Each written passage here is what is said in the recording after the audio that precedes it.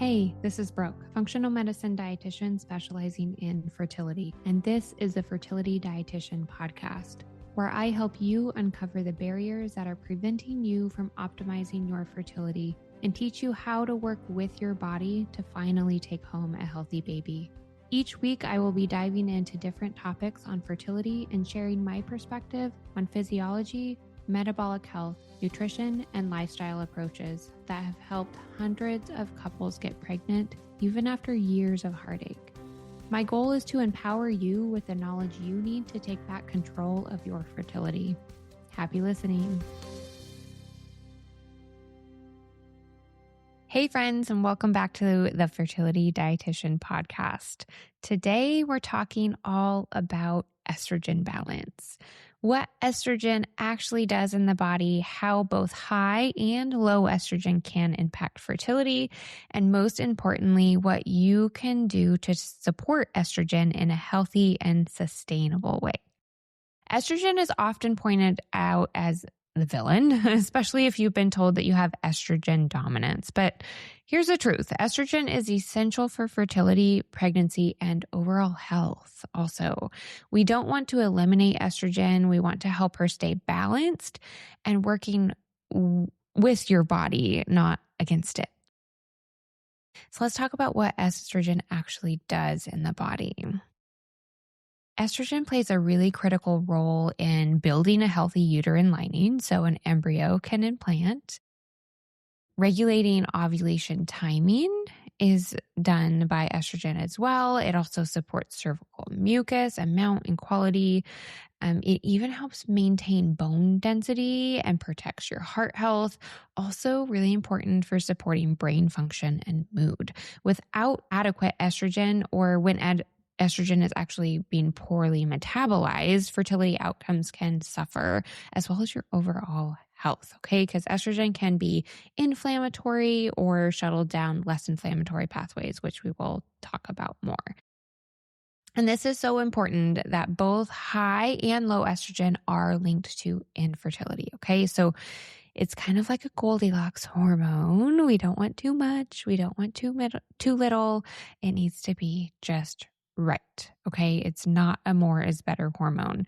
It's really about the balance. It's about timing of when she is arriving and how your body is processing estrogen. One of the biggest misconceptions I see is this, that estrogen is normal, so it can't be a problem. But there's a lot of nuance here. Estrogen can be normal in a lab range, but if it's being processed or metabolized poorly, or if progesterone is too low, you can still experience high estrogen symptoms. And this estrogen-progesterone balance is what really determines PMS, period flow, cycle length, implantation success, a piece of the puzzle, of course, and pregnancy maintenance, okay? And just a little teaser. We're diving deep into progesterone again soon. I do have previous episodes on progesterone, so you can check out last season's podcast, and we will link the episode in the show notes for this one as well. But progesterone plays a massive role in keeping estrogen in check. So let's talk about symptoms, because your body is always communicating. Symptoms commonly associated with high estrogen include heavy or clotty periods. We want that honey-like flow, okay? So if you're not seeing that, estrogen can definitely be involved in what's happening with your flow. Breast tenderness, PMS or mood swings, fibroids, and infertility can all be signs and symptoms of high estrogen. Symptoms commonly associated with low estrogen include night sweats, trouble with sleeping, low libido, vaginal dryness, and also infertility or trouble getting pregnant, aka subfertility here at the Fertility Dietitian. And yes, both ends of the spectrum, high estrogen and low estrogen, can interfere with time to conception. But here's the empowering part. Estrogen metabolism is heavily influenced by nutrition and lifestyle. Some of the biggest factors I see in practice include barriers in the gut and the liver. Your gut bacteria play a role in whether estrogen is eliminated properly or reabsorbed and recirculated. Pretty cool, right? If gut health is compromised, estrogen that should leave the body can actually be recycled, worsening symptoms. Your liver is also responsible for processing estrogen, and it needs a lot of nutrients to do that job well. All right. And really, a lot of the nutrients are found in our protein rich foods, but our fibers are very, very important for both of these pieces for gut and liver support of estrogen metabolism, as are a lot of antioxidants too. Blood sugar balance is another big area that is going to influence estrogen metabolism. Blood sugar instability increases inflammation and insulin resistance, both of which can disrupt hormone signaling and estrogen metabolism. Estrogen metabolism relies on nutrients like B vitamins and magnesium and zinc and antioxidants.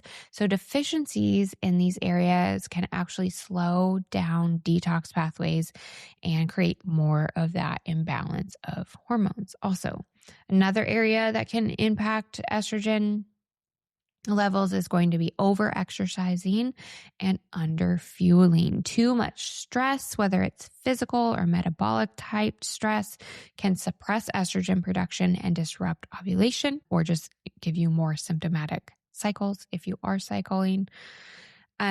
Body weight is another area that can impact estrogen. It can be overweight or underweight, both impacting estrogen. The extremes can interfere with estrogen production and signaling.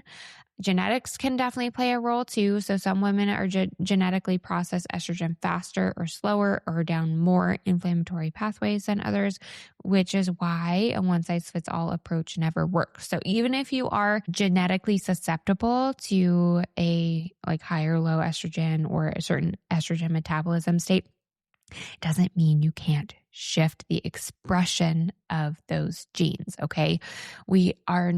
Most things in our body are not just inherently genetic. They can be influenced. Our risk can be shifted. Even if we have a higher risk than others, because of our genetic makeup, we can actually shift the expression of those genes with nutrition and lifestyle.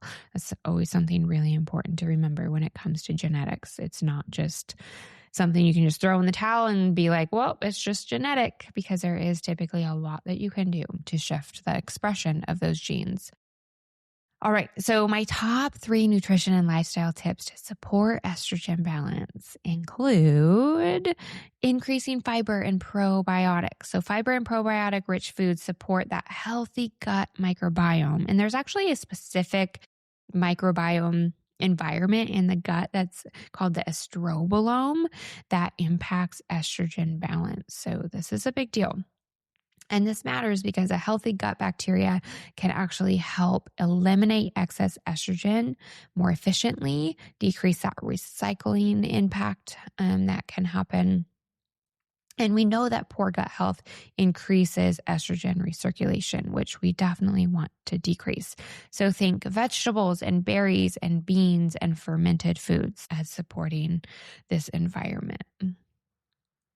Also, reducing exposure to endocrine disrupting chemicals is really important. EDCs mimic estrogen in the body. And I have a whole podcast about this from season 1. We'll link that in the show notes as well. But they actually increase the estrogen burden, increase the stress on the liver, make it harder to manage hormones effectively.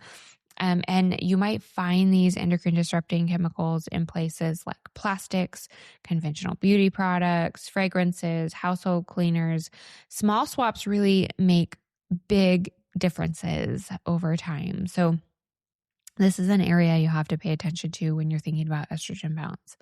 and overall egg quality and reproduction. Also, it's super important for all pieces of fertility, even on the male side too. Next tip is supporting liver function with nutrition. Your liver has many jobs and estrogen metabolism is just one of them. So nourishing the liver with real food helps with estrogen balance. And we want to really help process estrogen efficiently to maintain that hormone balance. And this is not about detoxes. It's about supporting those detox pathways with daily nourishment. So thinking about protein is really, really important, especially high quality animal protein, because of the nutrients that are coming from those types of proteins are essential for supporting the pathways that estrogen is going down and making sure your liver has enough of the nutrients to shuttle it down less inflammatory pathways is going to be really helpful. Lifestyle factors definitely impact both gut and liver function too, to better support estrogen balance as well. So exercise and movement in the right amounts while you're nourishing your body well is going to be really supportive, and supporting blood flow, which is going to support the liver and the gut. Sleep quality is very important because that rest and repair period is so important for that bacterial balance environment, giving that liver time to really do its thing. And light exposure. So circadian rhythm and supporting our hormones and how they respond to our day-to-day environment makes a big deal for gut lining. We can actually repair our gut lining with appropriate sunlight with just in a few days. Okay, so it's a really, really important to think about limiting screen time, especially first thing in the morning, getting that sunrise sunlight in. And then honoring the darkness when it is nighttime. Dimming lights, turning off screens is also going to be helpful for gut and liver function as well. And you might be wondering about supplements.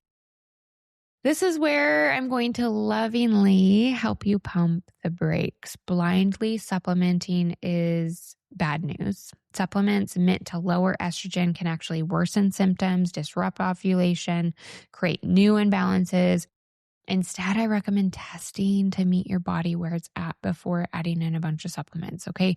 The food and nutrition pieces are safe and supportive. It's really hard to throw estrogen off outside of what our body is biologically designed to do with those types of supports. But supplements are a different ball game, okay? And if we don't know what's happening with your metabolism picture, adding in a supplement can be bad news. Blood tests don't really give us a full picture when we're thinking about testing to see what's happening with estrogen.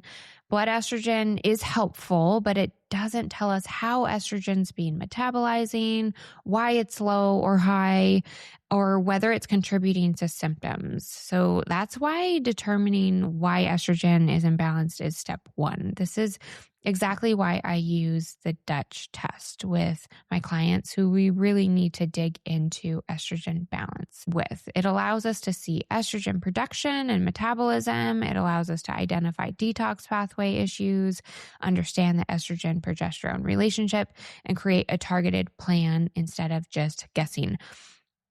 And this is often not a first-line test that I use. It's just the one that we can get most specific with estrogen balance with.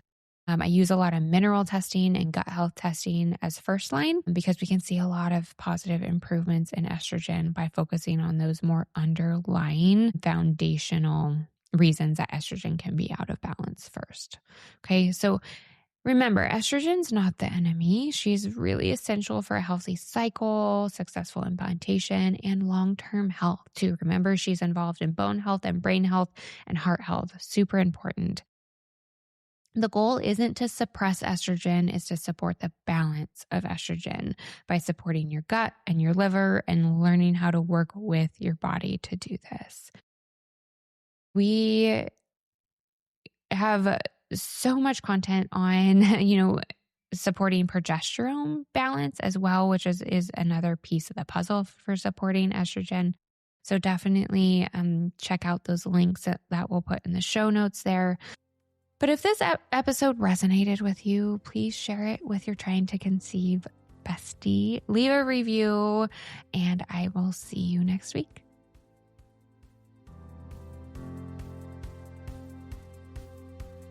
Thank you for listening to this episode of the Fertility Dietitian Podcast. If you enjoyed it, please leave a review to let me know what topics you want more of or less of. If you want to keep learning, subscribe at Apple Podcasts, Spotify, or wherever you listen to podcasts. Check out my website for more info on my private coaching program, Master Your Fertility, or my membership community, Fertility Blueprint. And don't forget my digital store. Come say hi on YouTube and Instagram.